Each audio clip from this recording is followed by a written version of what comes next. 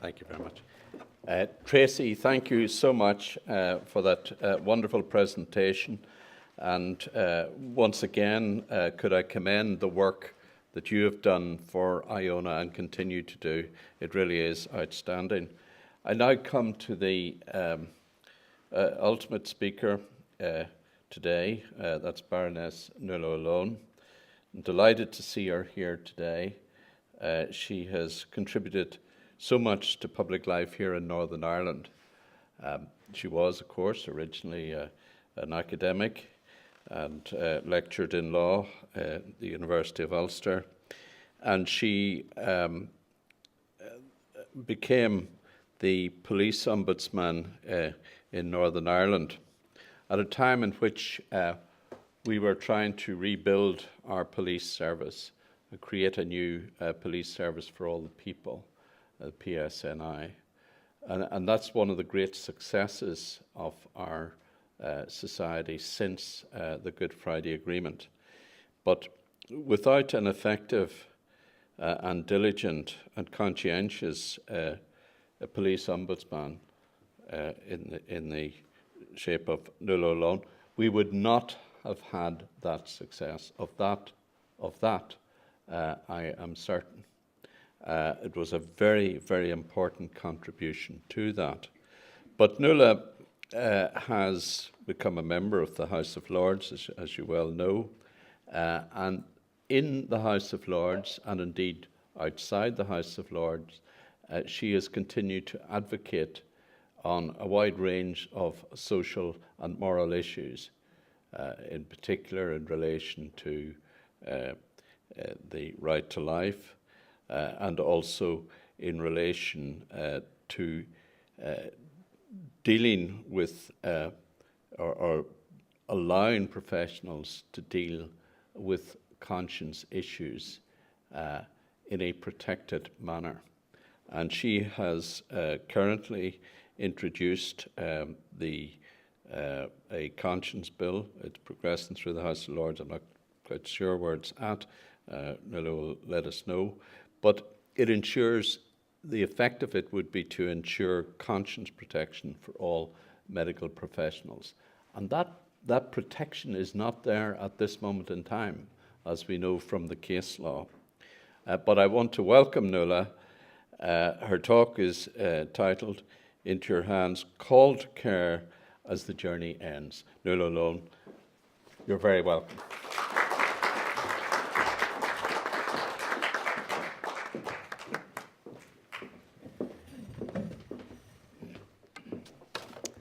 Well, good afternoon.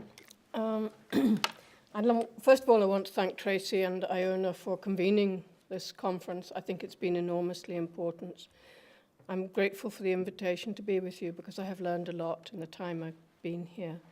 I'd like to thank the speakers, all the speakers, for the great contributions which they've made, but I think I want to thank Vicky and Tracy, the two mothers who talk of their children with such love.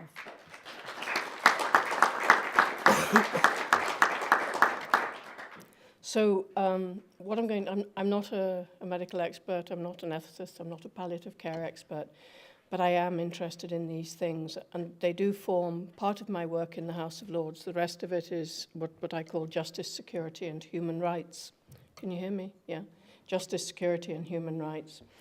And I suppose one of the things that we have been doing since I went into the House of Lords is trying to protect people from abortion and from assisted suicide. And the language which, for example, Tracy had up there and which I heard earlier in the day, the language about these things is the language which in a way has been stolen from those who are passionately respectful of life.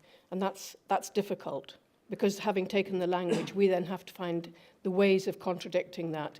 And we have to find too, what happens is an awful lot of people just don't want to stand up and be countered. They don't want to be seen to say this is wrong.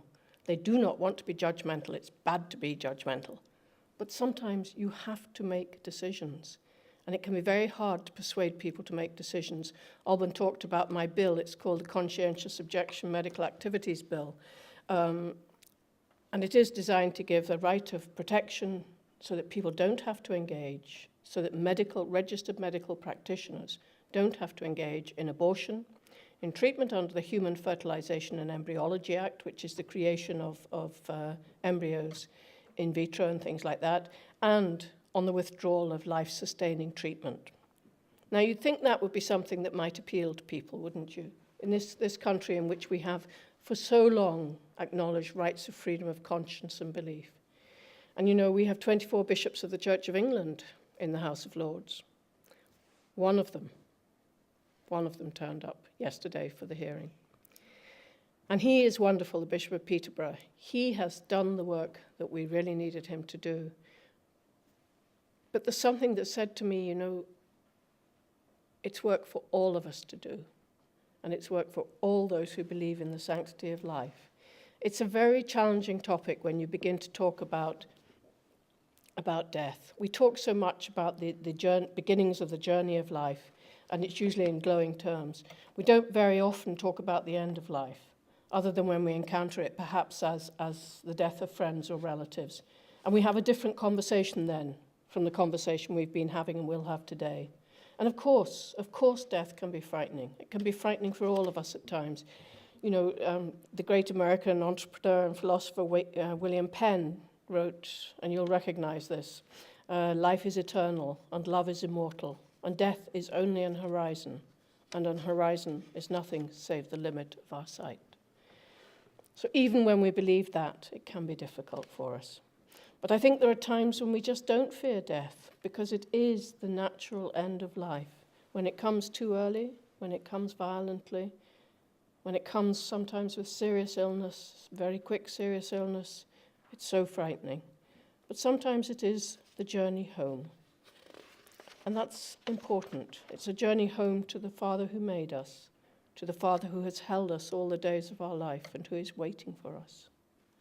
And I think those who tend to the dying, those who provide medical and other care, those who provide spiritual consolation, like Father Andrew, those who provide hope on the journey, those who sit with them, those who gently accompany them on the final stage are doing sacred work. It is the work of the Lord, and they must be cared for. We need to remember that. Our medical practitioners need to be cared for, our chaplains need to be cared for, and the carers of those individuals who are moving towards death, they too need to be supported, because very often, by the time they get to that point, they are exhausted. Now, I think in our society today, we find it harder to deal with death than perhaps our parents and grandparents did. And I think in a way that's because our parents and grandparents lived closer, if you like, to death. When there weren't ambulances, and when there wasn't a health service, and when there weren't district nurses or nurses who called to your home, community nurses, you just had to cope with it. You just had to get on with it.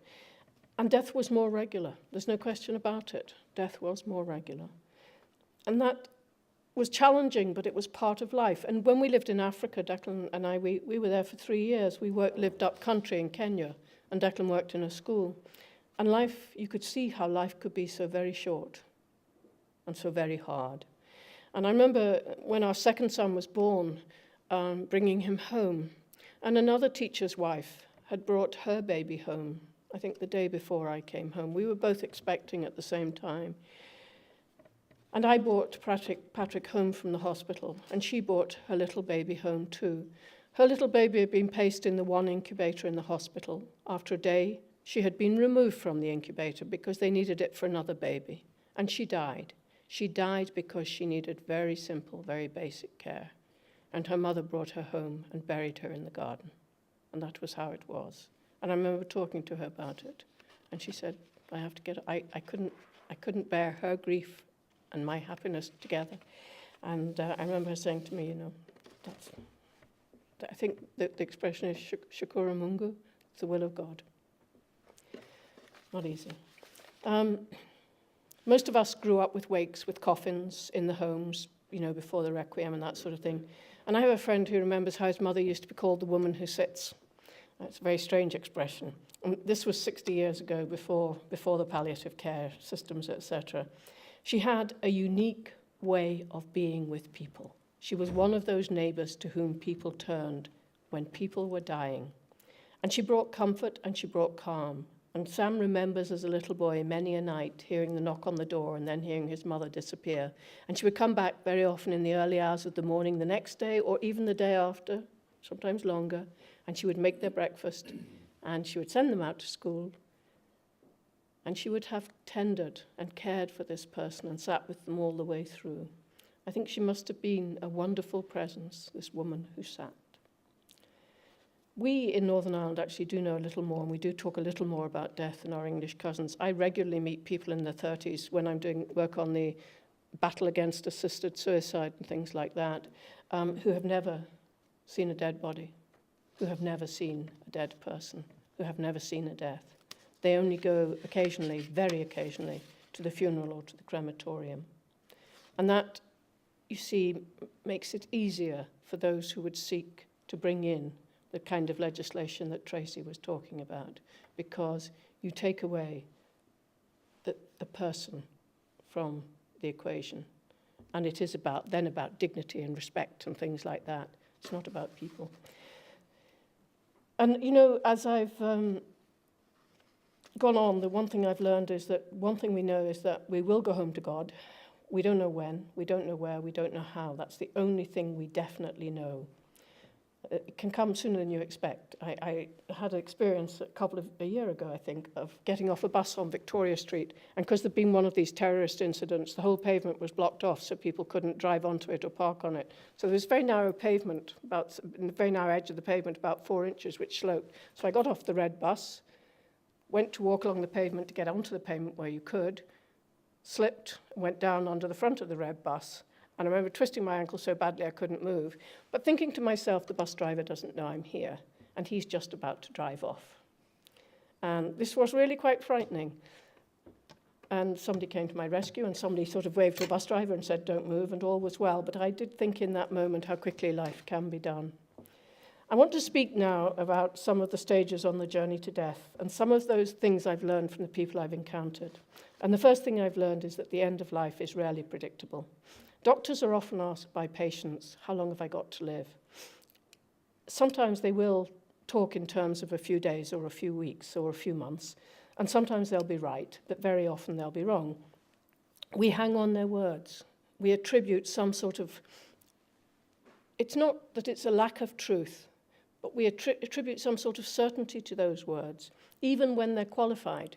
We don't always hear the qualification, we just hear the number that's given to us. And yet, when the House of Parliament were taking evidence about this, and they've taken evidence repeatedly about, can you predict death? This is what the Royal College of General Practitioners says. They said, it's possible to give reasonably accurate prognosis of death within minutes, hours, or a few days. If you stretch it to months, the scope for error can extend to years. And the Royal College of Physicians have said that prognosticating, forecasting death, when people are 6 to 8 months from death, is actually pretty desperately hopeless. The Royal College of Nursing in 2015 said this: terminal illnesses are often extremely difficult, with periods of improvement and periods of deterioration.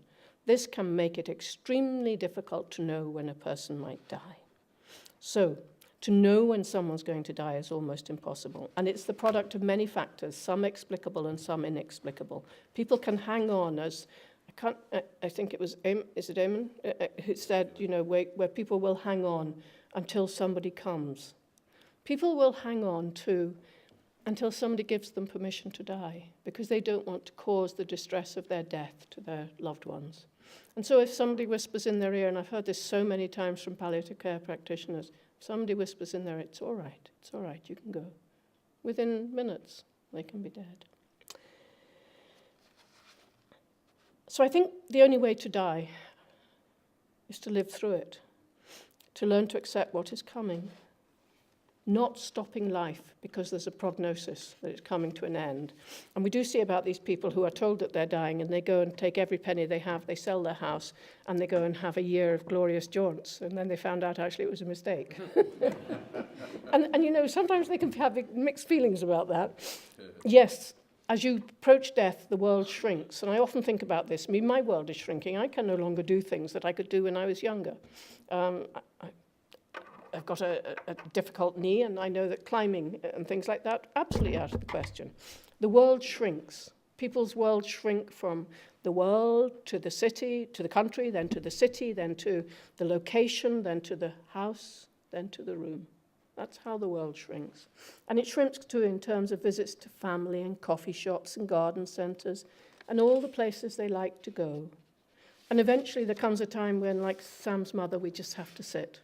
We have to sit with those who are there so that they know that they're not alone and that they're loved as they make that inexplicable journey home to God.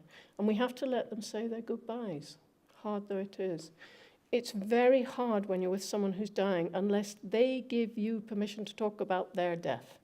And we heard that this morning, you know, the mother who knows that she's dying and the children who know that she's dying and they can't talk about it. And I had a friend who died a couple of years ago of cancer, and his dying took a lot longer than it was expected to. But he started talking about it very early on. And it made it so much easier for us all. And it's something about being in tune with yourself and knowing that life is a journey and that the end of the journey is not, death is not the end of the journey. And it is very hard, but if you can talk about it, it makes it so much easier, so much easier. And the thing I think, you know, if you're saying goodbyes, even though that's hard, and just doing little things like bringing them the food they like. If they can eat, bring them the food they really like.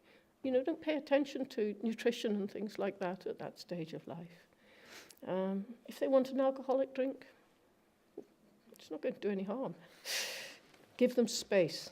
I often look at people sitting with people and I think, if I was that person, and I hope Declan's listening now, but if I'm that person, don't have people with me all the time. I'm the kind of person who needs a bit of private space in my head. So just give them a little time, perhaps 10, 15, 20 minutes or something, when they can just have peace in their own heads. Maybe though they are people who need someone all the time, and you will know your loved ones best. I want to say a word or two about hospitals and hospices because they do serve such different functions. Hospitals are for treatment, for chemotherapy, for radiotherapy, for surgery, for ventilation, for dialysis. And hospitals can be scary places, but they bring hope because possibilities of treatment. Those who have terminal illnesses and those who live with progressive conditions and diseases become very familiar with hospitals. And sometimes they detest them, but sometimes they feel safe there. And serious physical pain can and does cause stress, and there is so much need for help of so many kinds. I have a friend, she's Baroness Campbell.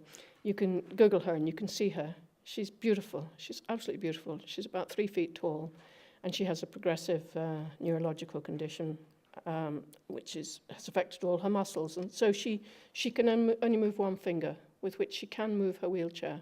She can't, if her arm drops, she can't pick it up again. She can't put a drink to her mouth.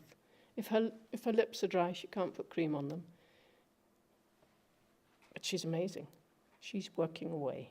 It takes about 3 hours to get her up in the morning, to make her ready and enable her to face the world, because without the corset that holds her up, she just cannot be up, you know. And people would say, this is a life not worth living.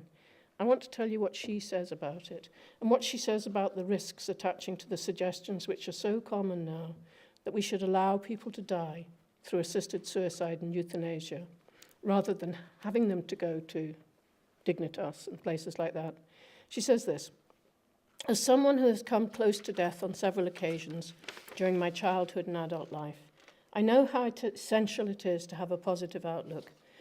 I'm only too aware that there are times, sometimes long periods of time, when one grows weary and one's spirits are low. One believes that one is going to die. That can be for weeks or even months. When and if you get through that period, and if, on this particular occasion, she says, in my case, a new ventilation system was developed, you get better again. Perhaps you have a week, a month, or, as in my case, she'd had another 2 years. However, during the weary, low period, when everyone expects that this is the time when you are going to die, you could so easily take advantage of an assisted dying exit. She says, other disabled and terminally ill people have spoken of enduring such periods for years before their spirits finally live. People felt that they were going to die.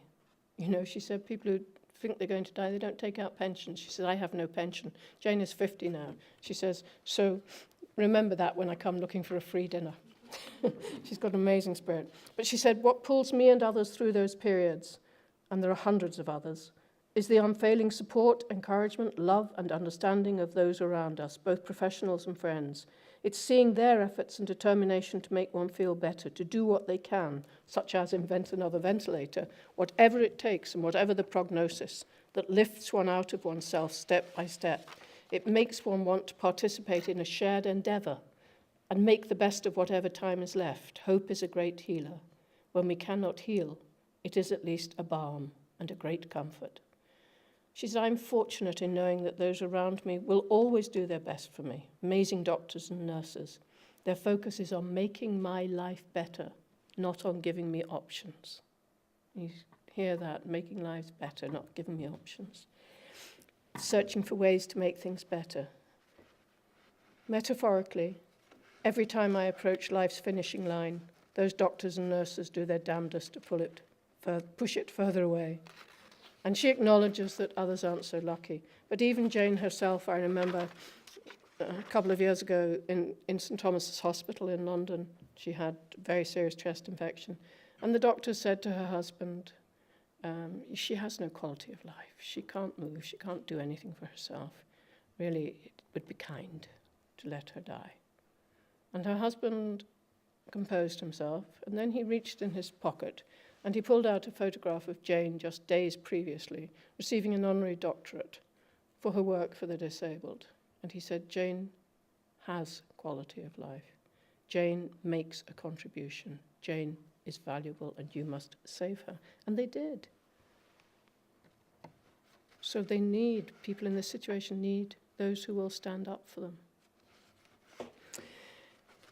There's another more hopeful thing, and that is that conditions now which have seemed terminal can actually, in some cases, be halted in their progress, so much that the person's life significantly lengthens and their quality of life improves. And sometimes people who appear to be terminally ill or even dying have responded so well to treatment that they no longer fit the definition of end-of-life care, you know? And that's something that people don't expect, but it does happen. But the time may come when there's nothing further to be done medically. And then the question is, how will the person die? In England and Wales, and I think, yes, here, you can make an advanced decision to refuse treatment. And if you make such a decision, the doctors cannot treat you. It would be a criminal assault. What they're saying is, okay, if I get pneumonia, don't give me the antibiotics. If I'm really ill, I'm not going to get better, don't give me the antibiotics. More often than not, people won't have made such an advanced decision. And the time will come when there'll be discussions about what should be done. And discussions in those particularly terrible cases like little Charlie Gard in Great Ormond Street. Now, sometimes families ask the doctors to stop treating the patients. Sometimes the doctors suggest to the family that there's no purpose in further treatment. And sometimes that is true. And that's a profoundly difficult moment for the families, for the medical practitioners, because generally their whole motivation is to do no harm. That's the bottom line, to do no harm. And to give up is a hard thing to do. And one of the problems is that there are doctors who think it's right to withdraw treatment and doctors who think it's not right to withdraw treatment. But there are doctors who will be told, okay, no hydration, no fluids, no nutrition, no further treatment. And in that situation, they need to have the right to say no. They need to have the right to say, I do not believe this is right. All that they are doing is withdrawing from life-sustaining treatment. We're not talking about palliative care. We're talking about withdrawing from life-sustaining treatment. And in the context of abortion, and we've heard so much about abortion too, the expectation now in England and Wales is that you're carrying a child with Down syndrome. You will abort your baby. In Iceland, 100% of children with Downs are now aborted. And yet, children with Down syndrome are some of the happiest people in our world. They bring joy and they radiate joy. We have a very strange understanding of what is good and perfect and what we want. So there are doctors and medical practitioners who don't want to be involved in abortion. And the doctors and nurses can refuse to actually conduct the abortion. They can do that. What they cannot do is refuse to tell somebody else to do it. They cannot refuse to organize the rotas. They can't do anything like that. And if I conscientiously believe that I cannot kill someone, and that is what I think abortion is, and that is what I think, in some circumstances, the withdrawal of life-sustaining treatment is, then I can't tell somebody else to do that which I cannot do without having moral responsibility for what they subsequently do. So that's why we introduced the bill that we have introduced. It's to protect medical practitioners from doing things only relating to the withdrawal of life, the termination of life. You would not believe the opposition to it. I think that our medical practitioners are in such a position now that, for example, I'll give you one example. I had an email from the secretary, I think, of the Catholic Medical Association in England and Wales when the bill was at second reading. And he wrote to me and he said, by the way, he said, I was asked by somebody to find a Catholic obstetrician gynecologist. We do not have one on our lists. Now that is because if you're in obs and gynae, you have to, or the expectation is that you will be involved in abortion. You can conscientiously object to the actual act, but that's it.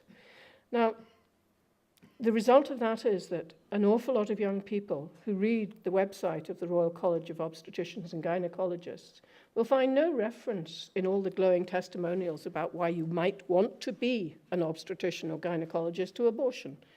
All the doctors on that website tell their story of why they're obstetricians and gynecologists in terms of the creation of new life, the protection of new life, and the joy that they have when new life emerges safely. They do not talk of abortion. You go a long, long way into the website before you find that actually, yes, it is there. And the doctors will tell us that, okay, they can conscientiously object, but that makes for ostracization. That makes for discrimination. That means they're never called for the interview for the promotion or the interview for the job they want. And we need to stop that.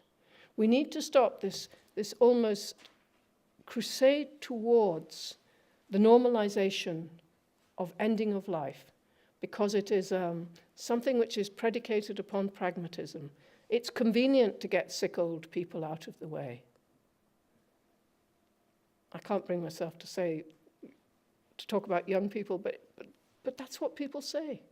And like when we were talking in the House of Lords yesterday, one of the peers said, he said, I believe that every unborn child has life from the moment of conception. And the leader of the opposition stood up and she said, the noble Lord needs to understand that most of us do not accept that. You know? And I talked to a woman I thought was liberal and a good person, and she has children. And I said to her, I do not understand how you can say that the unborn child doesn't have life. She said, that was the way I thought. She said, my children didn't have life until they were born. When they were born, they were my children. I don't understand it, because I don't understand how you feel the baby moving and kicking inside you, and you say, it's not doesn't have life. So I struggle with these things, and you're accused of naivety and a lot of other things. But the bill is designed to protect medical practitioners in that situation. And sometimes when you go home from conferences, you wonder what you could do to help. So here's something you could do if you want to help my bill. There's a website called Free Conscience. So it's www.freeconscience.org.uk. But if you put freeconscience.org, you should get it eventually. www.freeconscience.org.uk. And what we're asking you, it explains the bill, and you can see it in discussion and all sorts of things. But what we want you to do is to lobby your MPs and ask them to support the bill. We want you to sign a petition, which we can ultimately present. We've got something like 9,000 signatures. We need an awful lot more. So if you can get you and your friends, if you will, you think it's right, to sign that petition. I'm not a great one for petitions, but I have to present to Parliament the evidence that there is opposition to what they're doing. So I need signatures. So if you can, please do. So I want to move on now to palliative care. I've seen death in hospital, at home, and in the hospice. And I think the hospice is a good place to be at the end of life. It is not, as Tracy said, it's not a place where people give up. It's a place of care, of palliative care aimed at providing pain relief. It's about the release from distress, that distress of being dehydrated, which is so terrible. When your lips crack and your tongue cracks and your body craves water. I had a week nil by mouth when I had appendicitis as a young woman. And I'll never forget it because although I had drips, so I was being hydrated, I wasn't allowed to take any fluids in. And I remember the doctor coming and eventually after a week saying to me, okay, you can have 10 mils of water. And I had this vision of like this much water. And then they bought me 10 mils of water. Do you know how much 10 mils of water is? It's 2 teaspoons.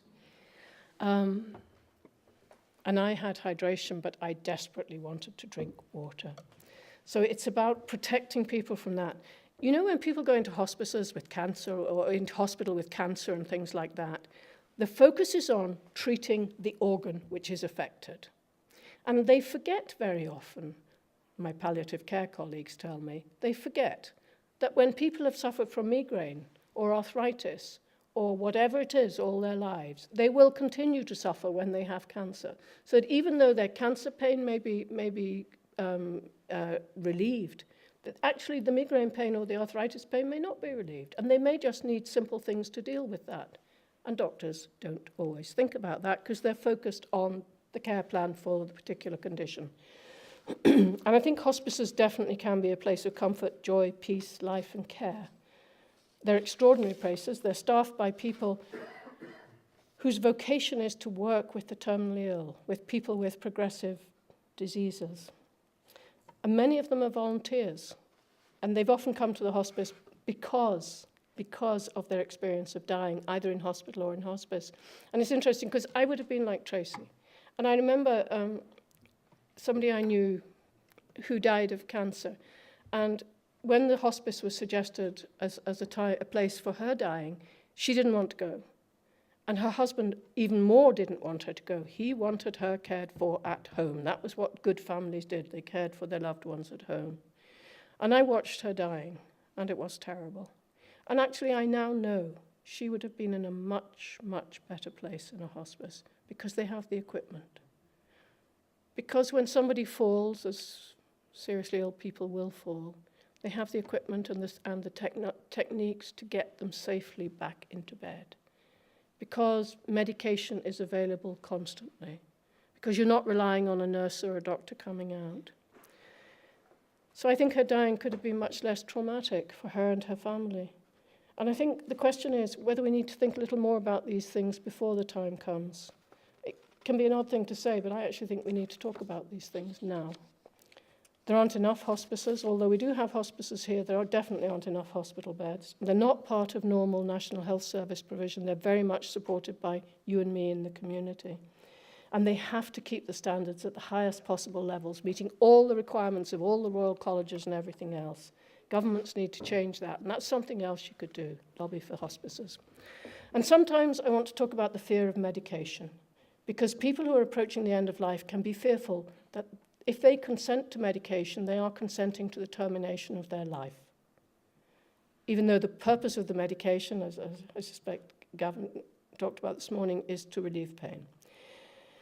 Now, so that's the issue. Next issue I want to talk about. The BMA says that skilled and compassionate palliative care with good communication and patient involvement can help many people's fear of dying. I have another friend called Baroness Nuala O'Loan, and Nuala is responsible for palliative care in Wales. She's also vice president of the College of Palliative Care Practitioners or something. She says that when someone is in pain and distress, there is no excuse for not redoubling the efforts to relieve the symptoms. There is no excuse for withholding analgesia from somebody who you know needs it, even if you know you are taking a risk. There is absolutely no excuse. And she says our law does not require doctors to withhold all efforts to relieve distress. And people often say that when the morphine driver goes in, the end comes, and that can very often be the case, very often because it's kind of the last resort. Elora would say that what actually happens in those circumstances is this. When people are in extreme pain, which causes extreme distress, their respiration is promoted. They breathe more and they breathe more rapidly, and you'll actually see that. She says once you get the pain gently accommodated and managed, they will relax. Now she says when they relax, that stress that's causing this very rapid breathing will disappear, and many of them will naturally die. But she says it is their cancer or whatever it is that is killing them. It is not the morphine. Another consultant I know talked about this in a young woman of 28 with throat cancer who had what seemed to be uncontrollable pain. And he said it took him a long time, very gently, to get her to the stage where she relaxed. Massive dose of morphine. But then, against all the odds, she actually recovered and she went on to live for some time afterwards. I think those who work in the care of the dying, as I said, need a lot of support. Theirs is a difficult role because they support not just the sick, but they support those who love them and they support those who care for them. And that's very demanding when you do it day in, day out, month in, month out. I think we must do all we can to help them in every way. There's always something more we can do if we think about it, for individuals we know and for organisations. But as Father Andrew so eloquently said, we are not just physical bodies. We are animated beings. We have souls. We are of God. And on this journey, we need his help, and we have his help. And I honestly think that when Jesus walked the road to Jerusalem and to crucifixion, to that terrible, unthinkable suffering, he was telling us how we can deal with terrible, unthinkable suffering. Because you know, when you suffer, sometimes God can seem so very, very far away. He isn't, of course, but he feels as if he is not there. And it's the hopes and the prayers and the support of those who also believe, even just to be in the presence of those who believed, that can be such a help. And I want just to reflect 1 minute about what baptism does to us and what it asks of us, which may be a strange place to go when I'm at the end of life. But baptism, I think, after baptism, Christ lives in each of us. Sometimes I wonder if we actually believe that. And the Holy Spirit guides us, and his Blessed Mother watches over us and prays for us and cares for us. And so, from that baptism on, we're on a journey. And in that journey, we must be as Christ to one another. And if we do that, we live fully our greatest call, which is the call to holiness, the call to love. And when you're with those who come to the end of life, there will be moments of terror and despair and loneliness. There will also be moments of humour and joy and peace. And at those moments, we all need help. And each of us in whom Christ lives can help the other. Those who are especially called to ministry as clergy, as priests, they can help in a very, very particular way. They can bring the sacraments, especially the Eucharist, I think, the body of Christ, the anointing of the sick. When I was a minister of the Eucharist, I used to take communion to a care home, and I had two particular people I looked after. One of them was a priest, not old, in his 50s maybe 60, but he was dying of some kind of dementia condition. And he didn't really know where he was, and he didn't really know what was going on. But when I produced the prayer books and I can't even remember what you call pics, thank you. This would enlighten him, and it would remind him that he was a priest. And his immediate reaction was, "How long is it since your last confession?" And I would say to him, "No, Father." And we would proceed. But that was where he was, and I'd be trying to give him communion, and he'd be trying to absolve me. Great relationship. But there was another little lady I used to take communion to, and she was in a really, really bad way. She really didn't know anyone. She had nobody, or very few, no immediate relatives. She didn't really speak except to rock in her chair and call, "Mommy, Mommy, Mommy, Mommy," which must have been quite difficult for those who lived with her all the time. But if I started to say the Hail Mary, she said it perfectly.